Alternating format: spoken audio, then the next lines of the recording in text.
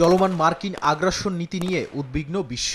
এরই মধ্যে যুক্তরাজ্যের থিঙ্ক ট্যাঙ্ক চ্যাথাম হাউস জানিয়েছে, নতুন বিশ্ব ব্যবস্থায় শক্তি শেষ কথা। তাদের দাবি, গ্রিনল্যান্ড, ভেনেজুয়েলা ও ইরান সহ বিশ্ব মানচিত্রে শক্তির নতুন রেখা টানছে যুক্তরাষ্ট্র। ট্রাম্পের বিস্তারবাদী নীতি কি আন্তর্জাতিক আইন ভেঙে দিচ্ছে, এমন প্রশ্নই সামনে রেখেছে সংস্থাটি।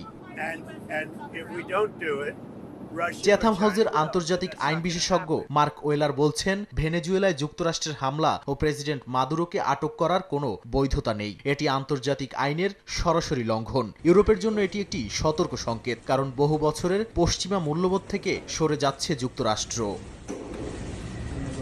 এমনকি গ্রিনল্যান্ড নিয়ে যুক্তরাষ্ট্রের হুমকি ন্যাটোর ভবিষ্যৎকে প্রশ্নের মুখে ফেলছে বলেই ডেনমার্কের সার্বভৌমত্ব নিয়ে কোনো সন্দেহ নেই বলে মনে করছে চ্যাথাম হাউস। বিশ্লেষকরা বলছেন, ইউরোপ চাইলে রাজনৈতিক ও কূটনৈতিক চাপ দিয়ে ওয়াশিংটনকে মোকাবিলা করতে পারে।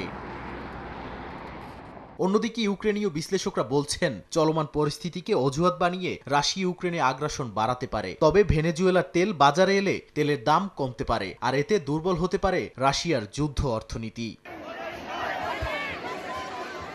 ট্রাম্পের ইরান বিরোধী হুমকিও গুরুত্ব দিয়ে দেখছে চ্যাথাম হাউস। তাদের মতে, ৯ কোটি জনসংখ্যার দেশ ইরানের শক্ত শাসন ব্যবস্থা ভাঙা মোটেই সহজ নয়। এমনকি মার্কিনদের এই নীতি মিত্রদের জন্য বার্তা হয়ে দাঁড়িয়েছে। ভেনেজুয়েলার মতো অবস্থা অন্য যে কারো হতে পারে বলে জানায় লন্ডন ভিত্তিক সংস্থাটি।